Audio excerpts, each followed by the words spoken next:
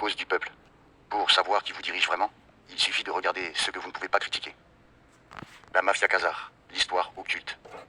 Le rideau se lève à présent pour révéler en pleine lumière la mafia khazare et son projet diabolique d'infiltrer et de tyranniser le monde entier et d'éradiquer toutes les religions abrahamiques pour les remplacer par leur talmudisme babylonien, également connu sous le nom de luciférisme ou satanisme ou culte de Baal. Note. L'histoire des Khazars, et particulièrement celle de la mafia khazare, le plus grand syndicat du crime organisé au monde, en laquelle l'oligarchie khazare s'est transformée par l'utilisation de la magie babylonienne de l'argent, a été presque complètement expurgée des livres d'histoire. La mafia khazare actuelle sait parfaitement qu'elle ne peut exister sans se cacher derrière le secret, et a de ce fait dépensé beaucoup d'argent pour voir son existence éradiquée des livres d'histoire, pour éviter que des citoyens du monde n'apprennent l'existence de cette horreur défiant l'imagination qui anime la cabale du crime organisé la plus importante du monde. Les auteurs de cet article ont fait de leur mieux pour ressusciter cette histoire perdue et occulte des Khazars et de leur énorme syndicat international du crime organisé, appelé la mafia khazare, et mettre cette histoire à la disposition du monde via l'internet, la nouvelle presse à imprimer de Gutenberg. Il a été extrêmement difficile de reconstituer cette histoire occulte de la mafia khazare. Donc nous vous prions d'excuser des imprécisions ou des erreurs mineures qui sont fortuites et dues à la difficulté de faire émerger la véritable histoire des Khazars et de leur mafia. Nous avons fait de notre mieux pour la reconstituer. C'est Mike Harris qui a établi le fil conducteur et fait la véritable découverte de l'existence de l'histoire secrète de la mafia khazare et de son pacte de sang de prendre sa revanche sur la Russie pour l'aide qu'elle a apportée aux Américains pour qu'ils gagnent leur guerre révolutionnaire, guerre d'indépendance et la guerre de sécession, et leur pacte de sang de prendre leur revanche sur l'Amérique et les Américains pour avoir gagné ces guerres et avoir soutenu l'Union. Lors de la conférence en Syrie sur le combat contre le terrorisme et l'extrémisme religieux le 1er décembre 2014, dans son discours de fond, l'éditorialiste en chef et président de Veterans Today, Gordon Duff, a révélé pour la première fois en public que le terrorisme mondial est en réalité l'émanation d'un énorme syndicat international du crime organisé associé à Israël. Cette divulgation a déclenché une onde de choc à la conférence et presque instantanément dans le monde entier, étant donné que presque tous les dirigeants mondiaux ont reçu le rapport de Gordon Duff ce même jour en l'espace de quelques minutes.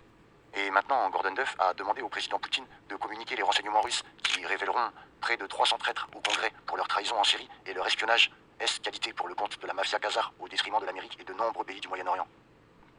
Le discours historique de Gordon Duff à Damas envoie une onde de choc planétaire.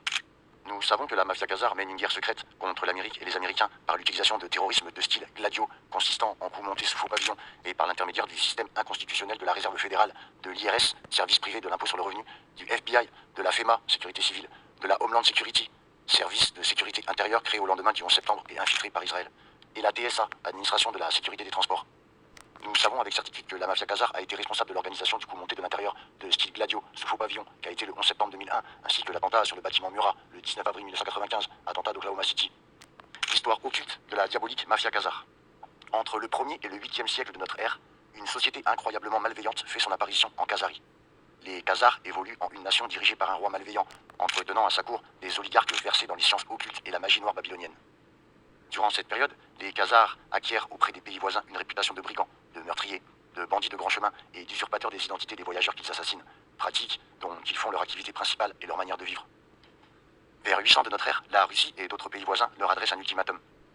Les dirigeants des pays voisins, principalement la Russie, avaient reçu tellement de plaintes de la part de leurs citoyens qu'ils ont envoyé collectivement un ultimatum au roi des Khazars.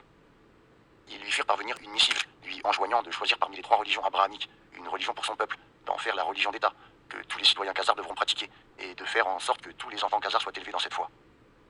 Le roi khazar avait le choix entre l'islam, le christianisme et le judaïsme. Le roi khazar choisit le judaïsme et promit de respecter les exigences définies par la Confédération des Nations. Le roi khazar choisit le judaïsme et promit de respecter les exigences définies par la Confédération des Nations voisines emmenée par le tsar russe. Malgré cet accord et cette promesse, le roi khazar et son cercle rapproché d'oligarques continuèrent à pratiquer la magie noire babylonienne, également appelée satanisme occulte. Ce dernier comportait des cérémonies secrètes de sacrifice d'enfants, dont après exsanguination, on buvait le sang et mangeait le cœur. Le secret profondément enfoui de ces cérémonies occultes était qu'elles se fondaient toutes sur un ancien culte de Baal, également connu comme le culte de la chouette ou du hibou. Le hibou qui est un symbole du Bohemian Club, une des manifestations de la Kabbale. Afin d'induire en erreur la confédération de pays menée par la Russie qui observait la Khazarie, le roi khazar mêla ses pratiques lucifériennes de magie noire avec le judaïsme et créa une religion secrète hybride satanique, connue sous le nom de talmudisme babylonien. Cela devint la religion nationale de la Khazarie et généra la même malveillance pour laquelle la Khazarie était connue auparavant. Malheureusement, les Khazars continuèrent leurs pratiques malveillantes, détroussant et assassinant les habitants des pays voisins qui traversaient la Khazarie. Les brigands khazars avaient l'habitude d'usurper l'identité de leurs victimes et devinrent des spécialistes des déguisements et fausses identités, une pratique qui perdure jusqu'à nos jours, de même que les cérémonies occultes de sacrifice d'enfants, qui sont en fait un ancien culte de Baal. Vers 1200 de notre ère, la Russie et les pays voisins en eurent assez et décidèrent d'agir. À cette date, les Russes prirent la tête d'un groupe de pays entourant la Khazarie pour l'envahir, afin de mettre fin aux crimes des Khazars envers leur peuple, crimes incluant l'enlèvement de jeunes enfants et des bébés destinés à servir pour les sacrifices sanglants du culte de Baal. Le roi khazar et sa cour de criminels et de meurtriers étaient connus sous le nom de la mafia khazare par les pays voisins. Les dirigeants khazars disposaient d'un réseau d'espionnage très étendu, grâce auquel ils furent avertis à temps pour fuir la Khazarie à destination de l'ouest de l'Europe, en emportant avec eux leur énorme fortune en or et en argent. Ils firent profil bas et se regroupèrent, en prenant de nouvelles identités. En secret, ils continuèrent leur rituel satanique de sacrifice d'enfants et firent confiance à Baal pour leur offrir le monde entier et toutes ses richesses, comme il le leur avait promis. Le roi khazar et sa cour jurèrent de prendre leur revanche sur les Russes et les pays voisins qui avaient envahi la Khazarie et les avaient évincés du pouvoir. La mafia khazare envahit l'Angleterre après en avoir été tenue à distance pendant des centaines d'années. Pour accomplir cette invasion, ils recrutèrent Olivier Cromwell pour assassiner le roi Charles Ier et faire de l'Angleterre un havre sûr pour le système bancaire. Ils fomentèrent les guerres civiles anglaises qui firent rage pendant près d'une décennie, de 1642 à 1651, et se terminèrent par un génocide de la famille royale et de centaines de membres de l'ancienne noblesse anglaise. C'est ainsi que fut créée la City de Londres, en tant que capitale bancaire de l'Europe, et que furent posés les fondements de l'Empire britannique. Notons que c'est vers le milieu du XVIIe siècle que l'emblème de la City, un écu soutenu par deux lions, fut remplacé par un écu soutenu par deux dragons. La mafia khazare décide d'infiltrer et de prendre en otage tout le système bancaire mondial en utilisant la magie noire babylonienne, également connue comme la magie monétaire babylonienne, ou l'art occulte de créer de l'argent à partir de rien grâce au pouvoir des taux usuraires et des intérêts cumulés. La mafia khazare utilisa son énorme fortune pour pénétrer dans un nouveau système bancaire, fondé sur la magie noire et la magie occulte de l'argent babylonienne, qu'elle prétend détenir des esprits malveillants de Baal en récompense de nombreux sacrifices d'enfants qu'ils ont offerts en son honneur. Cette magie babylonienne de l'argent implique d'échanger des certificats de crédit papier contre des dépôts en or et en argent, ce qui permettait aux voyageurs d'emporter leur argent sous une forme facilement remplaçable s'ils perdaient les certificats ou s'ils leur étaient dérobés. Il est intéressant de noter que le problème qui avait été créé par les Khazars comportait également une solution offerte par eux. Finalement, le roi khazar et sa petite cour infiltrèrent l'Allemagne avec un groupe qui a choisi le nom de Bauer pour les représenter et perpétuer leur système malveillant soutenu par Baal.